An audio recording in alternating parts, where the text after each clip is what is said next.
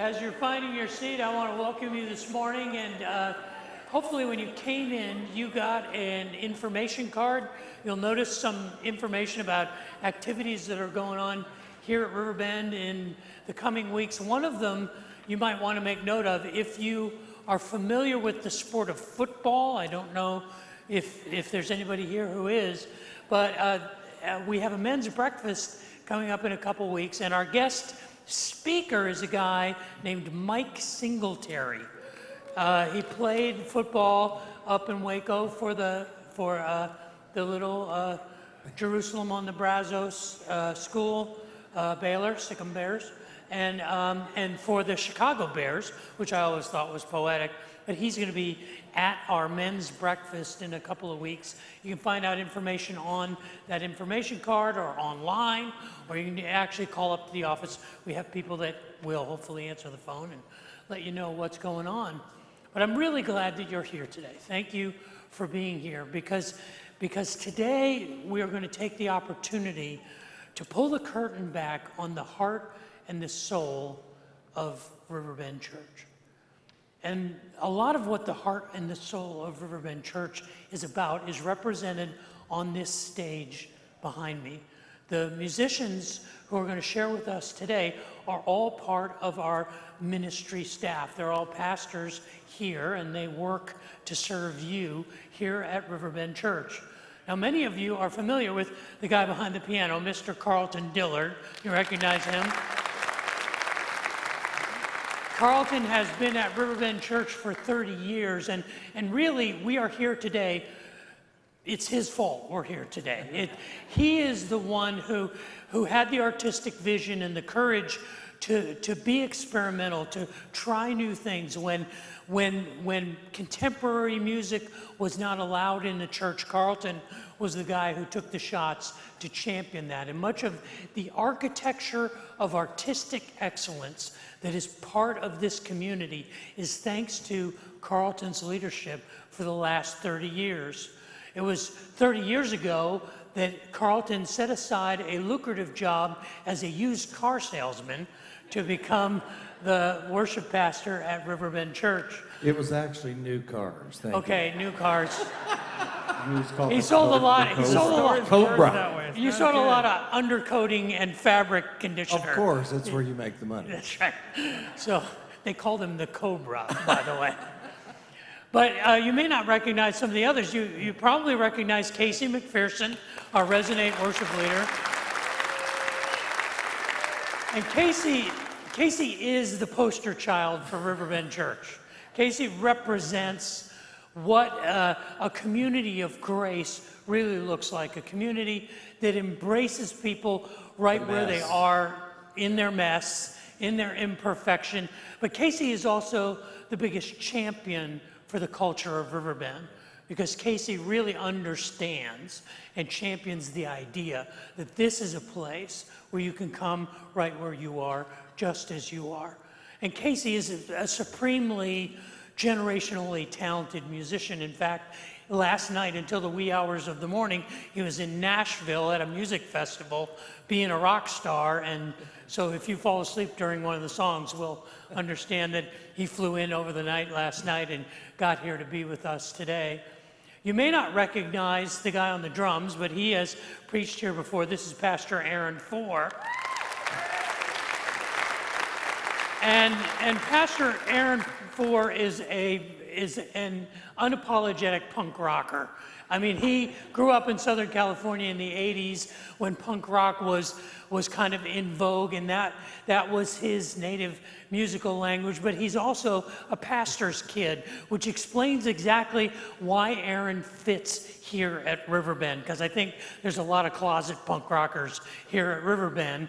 But Aaron is that perfect blend of a person who understands the heart of God and understands what it means to be an outsider, to be misunderstood, to be a person who is looking for someone who will identify with their struggle and their journey. Aaron, of all of the people I've worked with in the 15 years here at Riverbend, is the guy who came in and got Riverbend right away. He knew that he and his family were at home the minute that they got here.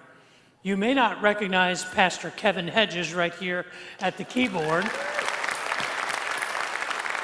But Pastor Kevin Hedges, before he started in ministry, was a professional musician. From the time he was a teenager, he was playing in rock bands and touring and recording, and he became a composer. He eventually became a music director in a church, and he is here now as our pastor of creative arts and oversees and herds the cats of all of the creative parts of Riverbend Church.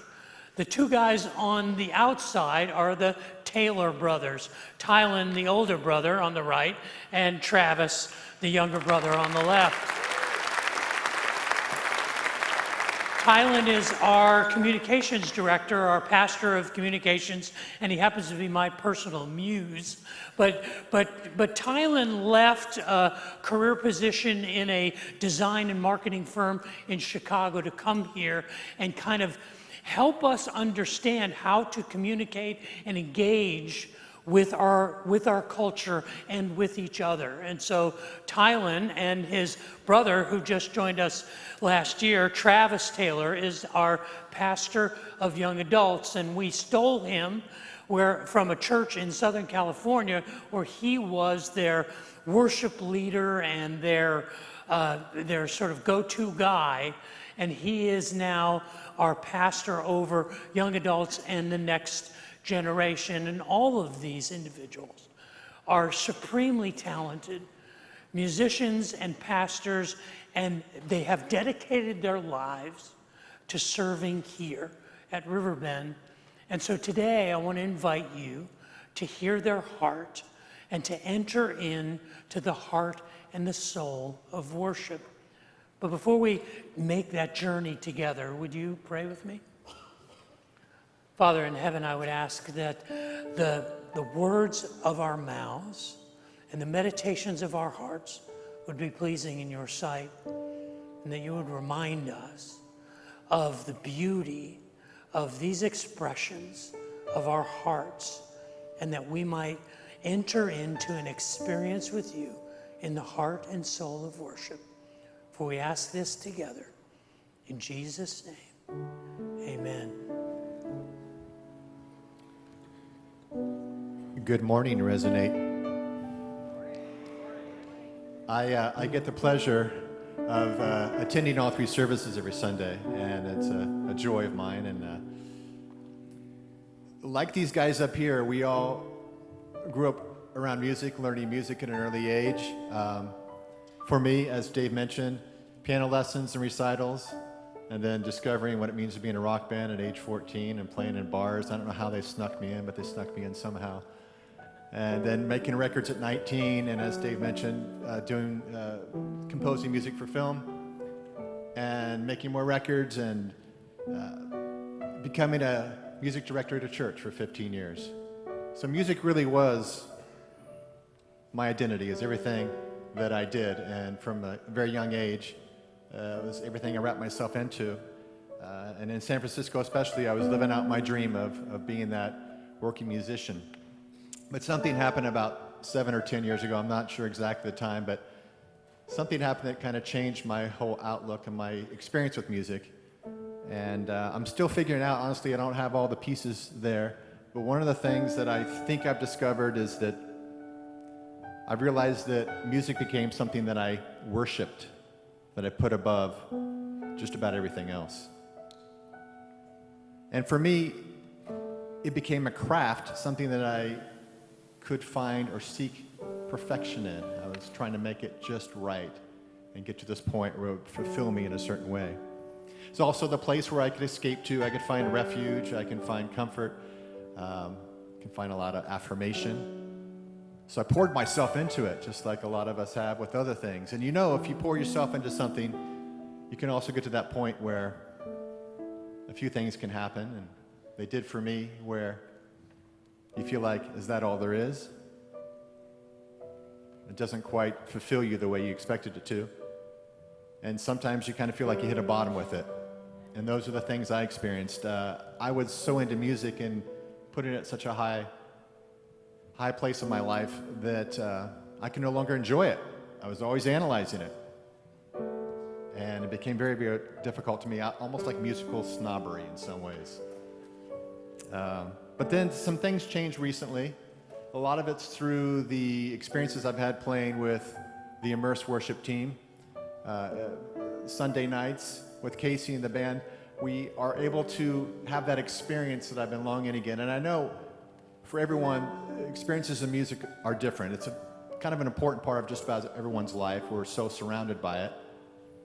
And you know that feeling when you're just so enveloped by it, it's almost transcendent. It's like you're just floating down a river. It just feels so good.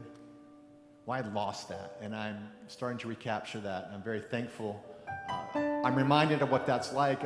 My daughter, who just went off to college a couple weeks ago, tears, she would sit and sing in her bedroom, sing at the top of her lungs to her favorite song, oftentimes off key, but that's a different story. That's me analyzing. But she was having a ball. She was just having a ball worshiping with full abandon to what she was enjoying and really just getting into her songs. And I'm asking myself now, what does it mean for me to have that same sort of abandon with music as a vehicle to worship God? And it's been a good journey. It's been a good reclamation project that I've been on here. Thanks to Casey and some other guys at the Immerse team. We're going to do a song that I'm just very thankful, again, for Casey doing an arrangement of a song that I find very meaningful. It's a hymn that's got some great lyrics to it, and Casey's arrangement is pretty interesting as well. If you don't know the story behind this song, I encourage you to look it up. There's a great story to how it was written as well. So I hope you get a chance to enjoy this and sing along with us and worship. When peace like a river attendeth my way, when sorrows like sea billows roll, what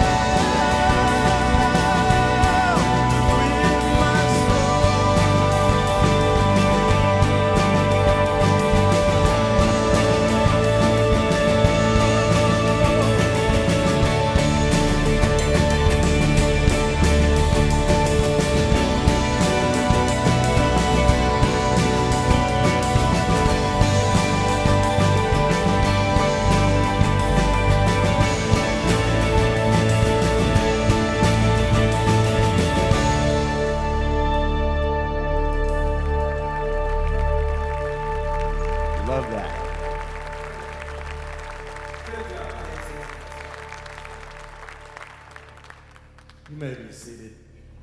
I love it when we take those old hymns. Casey and I both do this in our respective services, and take the old hymns that we sang when we grew up, maybe, or when we were children and heard our parents sing, and do something new and fresh with them. So that's one of my favorite hymns of all time. I'm the old guy in the bunch. I've been here 30 years, and I've been on this earth for 67 years. You don't look it. Oh, well, thank you. But I will say, I started ministry back as a teenager, as Dave said, and then I had my first full-time church at 21 back in the 70s. How many remember the 70s? Anybody in here? Oh, my goodness. Okay. There's a few. Anyway, my first full-time church, we didn't have contemporary Christian music. I've seen the whole breadth of course, rock and roll started. We were in that era where it was all developed and created, and all those 60s and 70s songs. That's my life. But I didn't hear that in the church, and it really disappointed me because I've always been somewhat of a rebel, as Casey. Maybe not quite as much, but but at the same time, I was always pushing the limits in the church in particular, and I grew up in church, and I got scolded a lot by the pastors. But anyway, they let me get by with it, and as we have freedom here, I used to have that freedom. And so I wanted to bring that music into the church, and finally I was so excited when contemporary Christian music was first introduced back in that period of time, and I began to introduce those songs. And so through the years in my ministry, I've plugged those things in and pushed people to the limits. And I think it's very important in our faith that we don't get to the point that we're settled and we say, this is it, and this is all I'm going to allow God to do me. Some people become a Christian and, okay, that's it. We're going to stay right here, and I want to stay comfortable. Sometimes it's really not good for us to stay comfortable, and sometimes God moves us out of our comfort zone in a lot of different ways. But I know as I started here at Riverbend, we were just doing hymns, and I started trying to move us towards, a lot more music. And then as Dave came, we didn't even do praise and worship courses for 15 years of my ministry here. And then as Dave came, he freed us up to do that. And that was different for me because I had come to Riverbend from a charismatic church, which was interesting for me growing up a little Southern Baptist kid. And so, but I do have this great appreciation. I think it's important that we balance, and we have all kinds of music in our church. And I love Riverbend. I tell folks the reason I've been here 30 years is because the pastors here, both Dr. Mann and Dr. Haney, have given us great freedom to create and do what God's doing in us right now. And what I want to challenge you to do is when you come into a worship service, wherever it is, always be open-minded to the Spirit for new things, because the tendency sometimes is to come in and say, I don't really like that. That wasn't my thing. Just remember that there's folks around you that might be the very song or the very word that God would use to come bring them to Him that day and minister to them in a great way. So let's be open, continue to do that here at Riverbend. And I know that worship music has been a powerful influence in my life. I went through a divorce about 35 years ago now. It's like it happened yesterday. And there was a little chorus, an old chorus that called, He who began a good work in you will be faithful to complete it in you. And I'd sort of given up. And God kept giving me that. That was while I was on the used car lot, by the way, new car lot. And God would just speak to me and say, no, don't give up.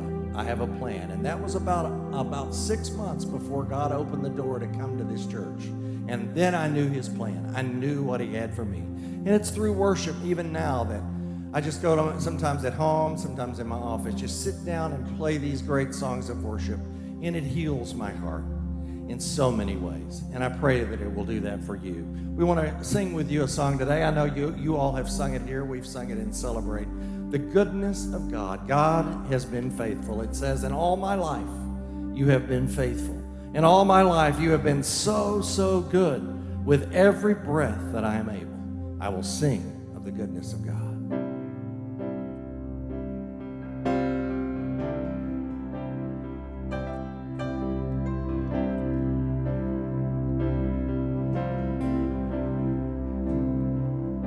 I love you, Lord.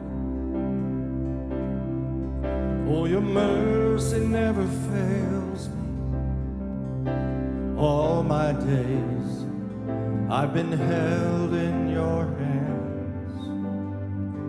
From the moment that I wake up until I lay down my head, oh, I will sing of the goodness of God. Sing it with me.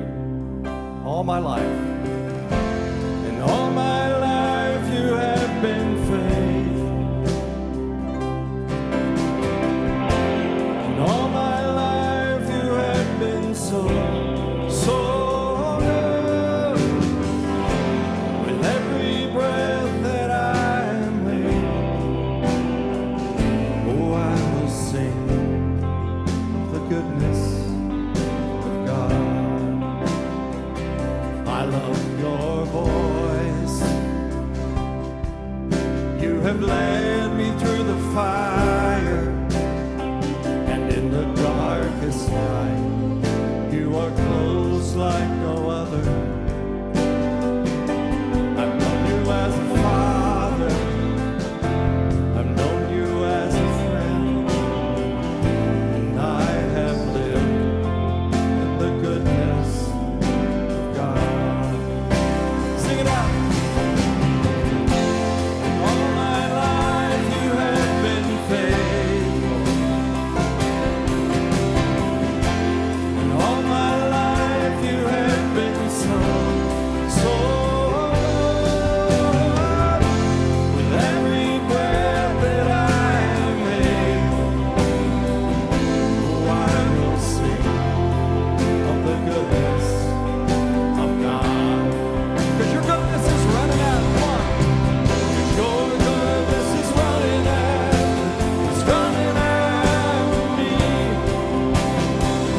Your goodness is running after. It's running after me. With my life laid down, I'm surrendered now. I give you everything. Your goodness is running after. It's running after. Come on, sing it with me. Your goodness. Your goodness is running after. It's running after me. Yeah. Your goodness is running after. It's running after me. With my life laid down, I'm surrendered now. I give you everything. Your goodness is running after. It's running after me.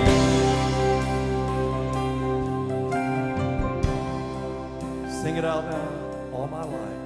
And all my life you have been faithful. And all my life you have been so good. With every breath that I am able, oh, I'm gonna sing of the goodness of God.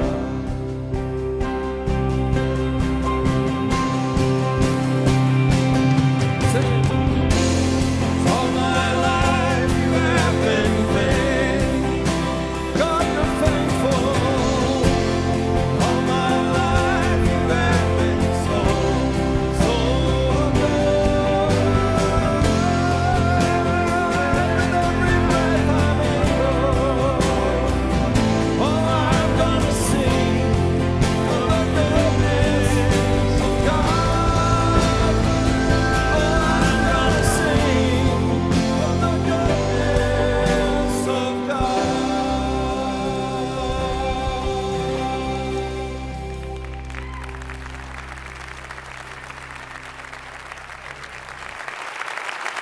We need to start calling Carlton the Godfather of worship or something like that. He's like the guy that's like started it I'm all. old enough. You like that? That'll work. Start calling him the Godfather. So Dave earlier already kind of gave out a little bit that my affinity for punk rock, and so I did grow up in Southern California, and I grew up in a family that was very musical, all styles of music, so all sorts of stuff. I actually love like bluegrass or what I call hillbilly music and that kinds of things, all sorts of weird stuff. But in the 80s and 90s, I really found kind of my home in punk rock. It's kind of weird, but that's what was going on that era, that time. And for me, it was like this community that I really connected with. It took all like the anger and the angst and the sorrow and the struggle and the pain and the joy and all this stuff, and it just put it in this big old ball of energy. And we had these mosh pit things that would swirl around. If you're a child of the 90s, you know what a mosh pit is. And so Can you demonstrate that for us? I think Dave Just should. by I think we should yourself? get Dave and a handful of people to start doing it. It'd be awesome. Yeah. But I grew up in this kind of punk rock scene, and you know, I feel like the community that I got to know there, and it was really I was connected to, were the people who were beaten, bruised, and battered, and you know, the people who were beaten by their dad, you know, or something. There's just traumatic stuff. It was like it was the left outs, it was the misfits, it was the people who didn't fit into any of the stuff, and I think God used that in a way to shape kind of who I am as far as doing missions and outreach, is that there's this strong desire to be connected to those folk, and they're my people in a lot of ways. So for a long time, I've actually I like all styles of music, but there's lots of times that my style of music wasn't in church. Like I struggled with the typical kind of Christian music. It's great, it's good stuff, but it wasn't my voice. It wasn't kind of my native music, and so Don't lie, you hated it. yeah, I did. I had my moments where I struggled with it. That's very punk rock though. So. But I think I've found for a long time, you know, church for me sometimes is like this pretty box, right?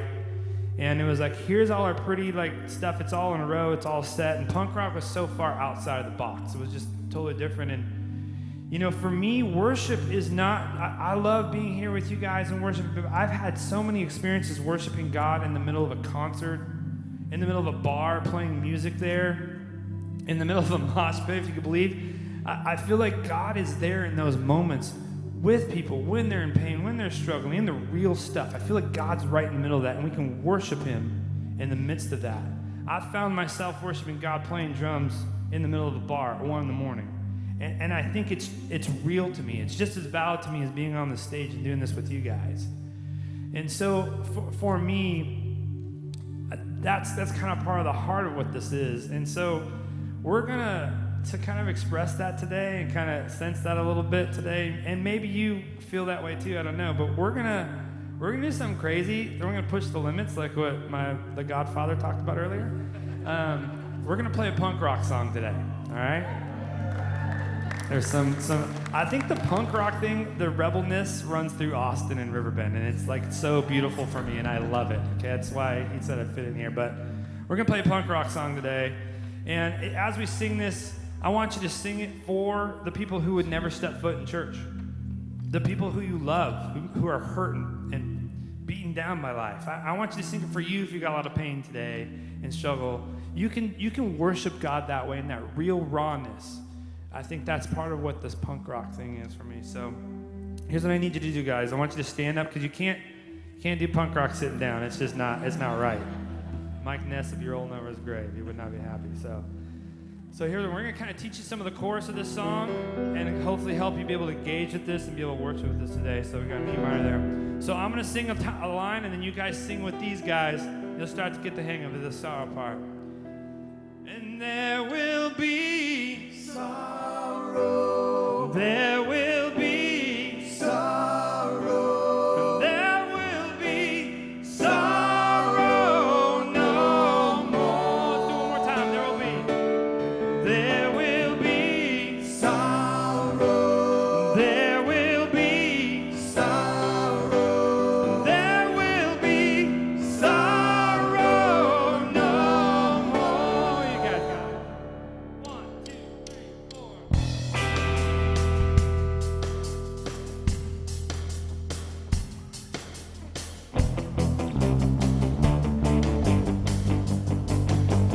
Father, can you hear me? Have I let you down? I cursed the day that I was born, and all the sorrow in this world. You take me to the early ground, where all good men are trampled down. Just to settle a bet that could not be won between a prideful father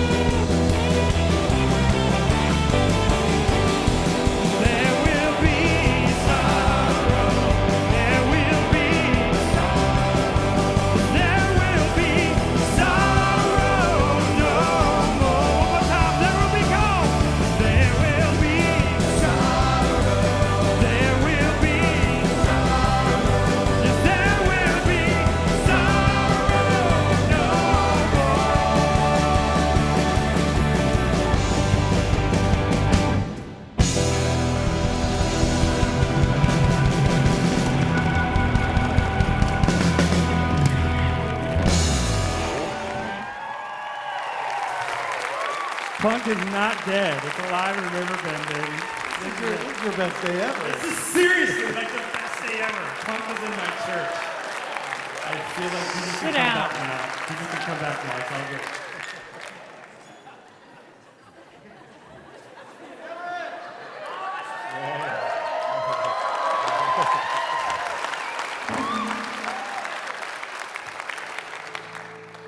We have lost our way.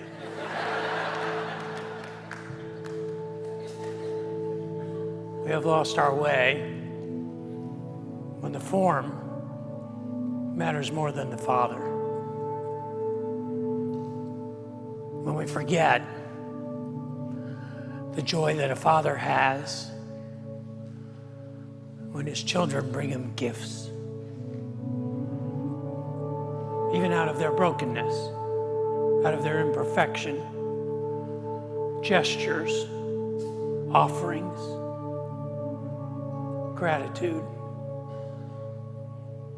Whether it is from our best or from the rest, whether it is magnificent and elegant, or whether it is broken and just the fragments of what we can give, we lose our way when we fixate over the form or the liturgy or the method, and we forget the joy, the pleasure of a father receiving the gifts of their children. There's a story in the life of Jesus where he was among the misfits, as he often was, but this time he was in the land of misfit toys. He was in a place called Samaria. They were the outcasts. They were the people who were marginalized. And he came to a well there, and he met a woman, and they had a conversation about spiritual things. And she began to explain how her practice worshiping there in Samaria was different than what the Jews did. They worshiped on their mountain. She said, you worship in Jerusalem, and she's talking about this is what I'm comfortable with. This is my thing. And Jesus doesn't scold her. Doesn't say, well, no, that's not the good stuff. That's not right, or this is right and that is wrong, or this is good and this is bad. He looks at her and he said, there's a day coming. In fact, the day's already here, when the true worshipers, when the people who really understand and seek the presence of God, when those true worshipers, they won't worship on a particular mountain. They won't worship here or there or in this way or that. The true worshipers will worship God in spirit and in truth, offering Him whatever it is we have, the best or the rest, the most or the least, our beauty or our brokenness, offered in spirit from our heart with honesty. This is the heart and the soul of this place. I believe it is the heart and the soul of the people on this stage and the heart and the soul of Riverbend. As we receive our offering today, this is a chance that we have to offer whatever it is we decide is best, or just what's left over, the rest. But whatever it is, it's good. The form doesn't matter. It's the gesture. It's the offering. So I would invite you, as we receive our offering today, to see this as the heart and soul of worship, and to remember a God who finds great pleasure and joy in taking our gifts and receiving them as perfect. As we receive our offering this morning, would you pray with me? Father in heaven, thank you for your grace that not simply tolerates us, but embraces us and celebrates us and rejoices in whatever it is that we bring. Thank you for a place and for a people that understand this and offer this.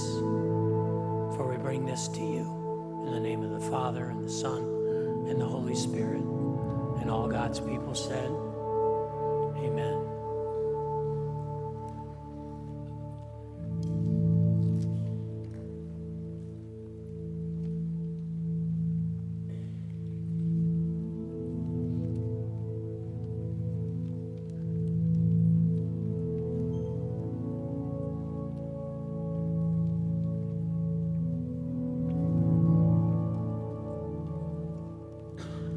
I used to lead worship for a church in San Diego, and that was my job previous to coming out here. This is a very familiar vein for me, except I played piano, not bass. And I loved leading people in song. I find when we're all releasing a song together, there's something about the atmosphere that's created that the Lord comes down and blesses in such a unique way. I truly believe the words that we would declare together.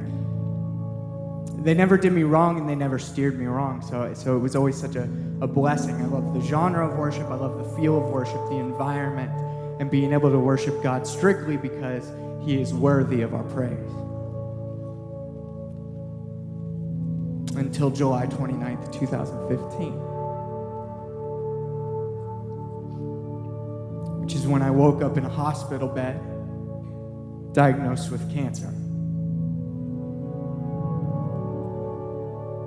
At 28 years old, I was diagnosed with chronic myeloid leukemia.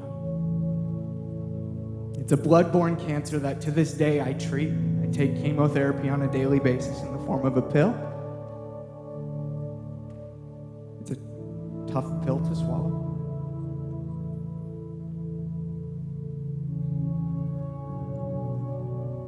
What I found harder to do after that was to take my job back and stand in front of people and sing songs that I then had to convince myself that I believed, but the truth is I felt so alone.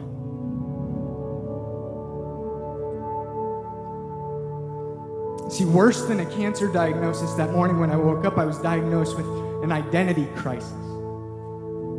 I had declared so many times that I was a child of God and that I belonged in His household, but here I laid so abandoned and so broken. I felt very forgotten. I couldn't share a bed with my wife. Our son had to stay the night at someone's house for the very first time, and I just didn't know what to do.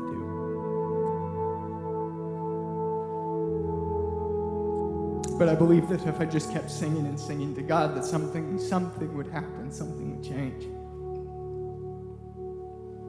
And somewhere in that process, the song No Longer Slaves came out.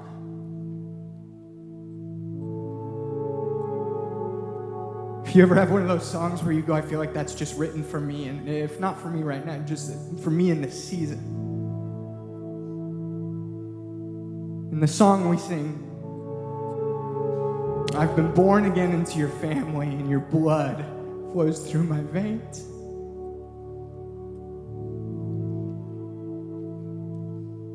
And as someone living with a blood-borne cancer, I can tell you there's something very healing and very powerful about declaring God's presence in your body.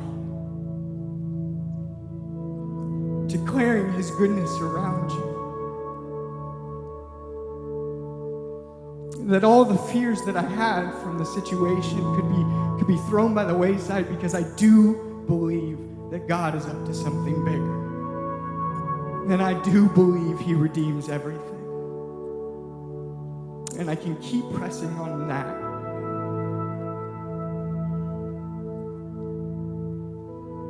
Let's sing this morning.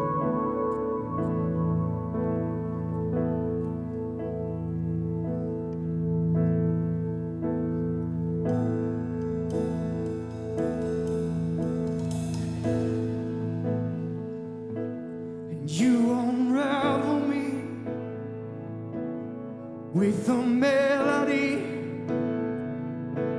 and you surround me with a song.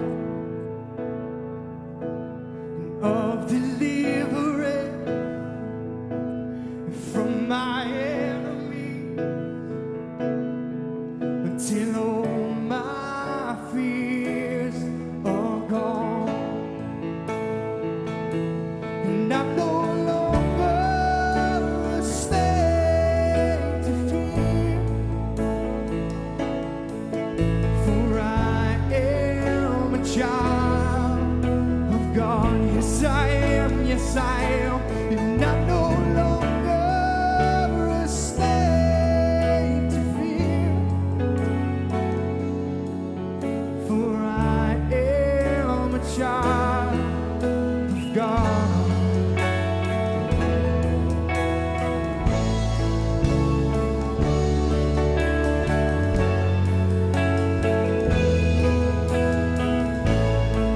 From my mother's womb, you have chosen me. Love has called my name, yes it has. Now I've been born again into your family. In your blood, it flows through my veins. Yes, it does. And I'm no longer a slave to fear,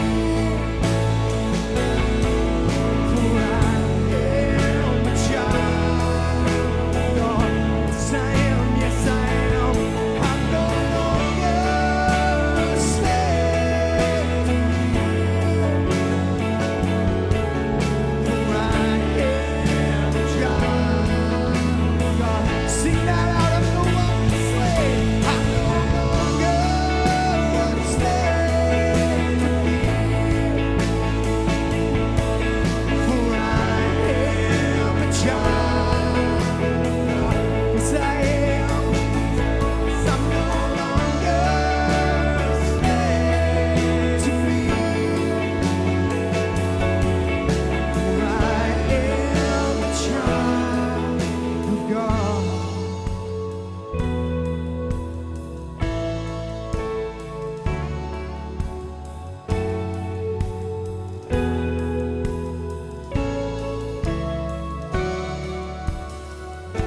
And I am surrounded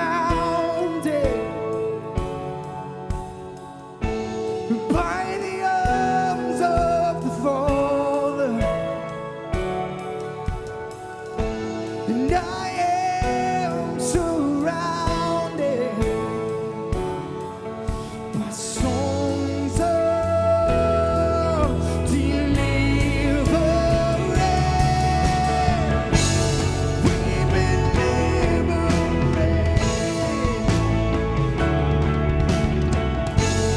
from our bondage. We are the sons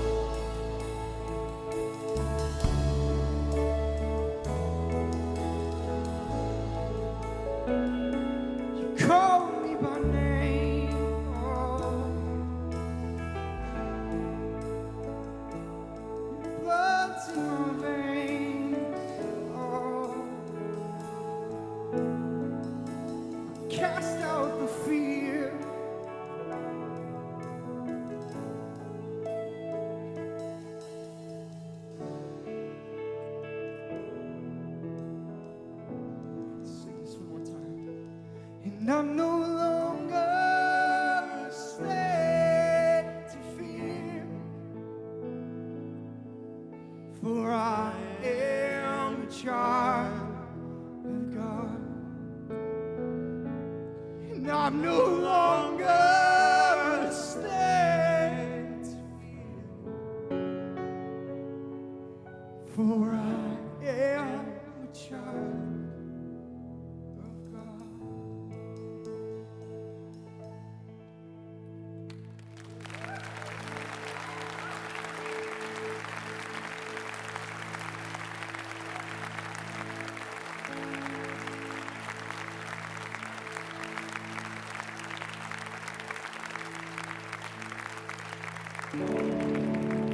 Walking around these walls, I thought by now they'd fall, but you have never failed me yet.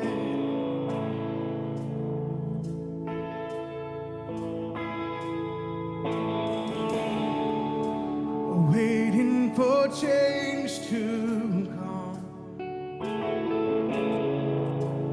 knowing the battle's won.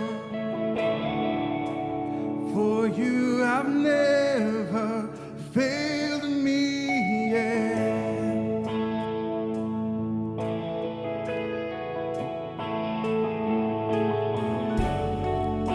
Your promise still stands. Great is your faithfulness, your faithfulness. I'm still in your hands. This is my confidence.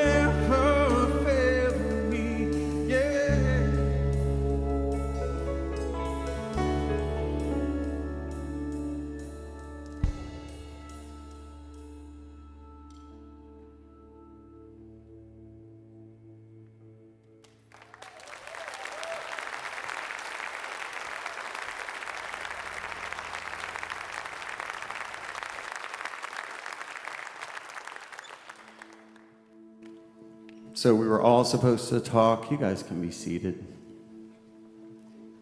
And Ty decided he wasn't going to talk, but he was going to sing this song instead. And I was a little worried. And I didn't know that you had such a beautiful voice.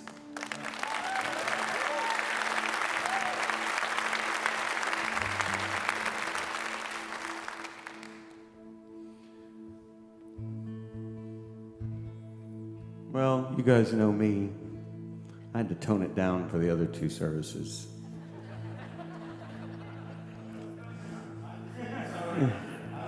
I'm seeing how many kids are in here before I start talking. I'm just going to act like my kid's in here. Then we're just going to go to the next song. But, I don't know why, but a lot of my life has been a series of tragedies that have happened to me, and then a series of tragedies that I have done to myself. And after the Christian church couldn't really handle me, I found the most acceptance through my friends at the bar after 2 a.m. And this time that we'd spend together between 2 and 7 when it was closed, and none of us remember what we talked about, but we were just better friends because of it. So, But that kept going, got longer and longer, and harder to have a job. And I got more and more depressed because of all the stuff I was putting in, and Susie wanted me to tell this story. So my first job I really was able to keep was this job at Green Mountain Energy, and I loved it so much that I would go there after the 6 a.m. time, and I would sleep under my desk. And this particular time, I had fallen asleep in the break room, and I had thought it was a little hot, so I must have taken everything off. And about 7 a.m, the vice president of HR comes in and looks at me and wakes me up, and I notice I don't have anything on. She goes, "Casey, you need to wake up. If you don't put your clothes on in 15 minutes, I'm going to have to fire you." And that was probably my first experience of grace that I had had. And I consider all the rest after that grace. And I consider the fact that a pastor showed up at one of my shows and told me that I was not too messed up to play music at a church. I consider that grace. That was some 8 years ago that I started coming here as a congregation member, the person that played here every now and then. I cover up my mess on a daily basis. And, I think we do that even with people that we're married to, even with our family, even with the friends and coworkers, we cover up the things that we don't want people to see. I know I do. But strangely enough, there's one place that I don't feel like I have to do that, and that's here. And when I go into those offices, I can be me. And you can see some really wide-looking eyes with some of the stuff that comes out of my mouth in our church meetings. But I know that I'm loved and I'm accepted, and I get to be around other men and women that are better than me, that are looking for God too. And, this is a unique path that we have. And worship is a way that we can work through that. He already knows all the stuff we try to hide. So every Sunday I get to be here and enter back into that place with him and with you and bring that stuff out and work that stuff out. And even when things are bad or when things are good, there's that place that you can put yourself in. And I'm grateful for you guys, and I hope that you get to experience that too. You know, I hope that you get to feel that place, because it's here. So from that experience, wrote this song here about this called Cover Me.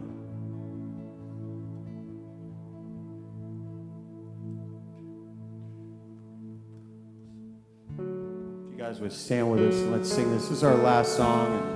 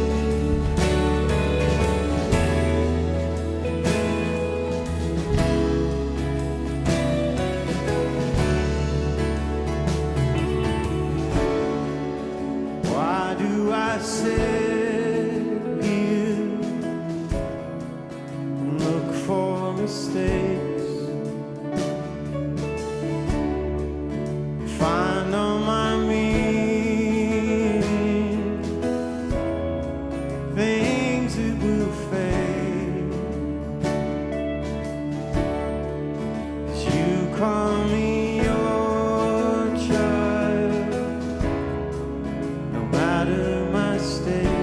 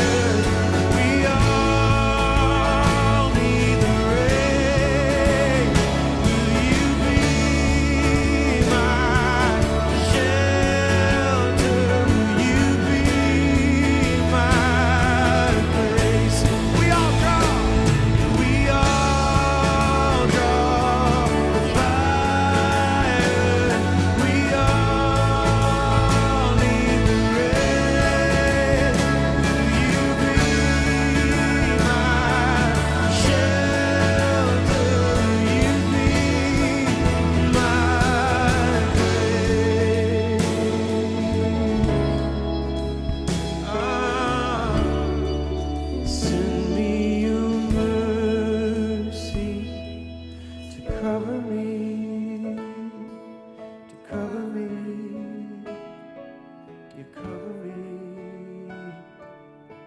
Sing that to him one last time. You cover me, you cover me, you cover me from the stones.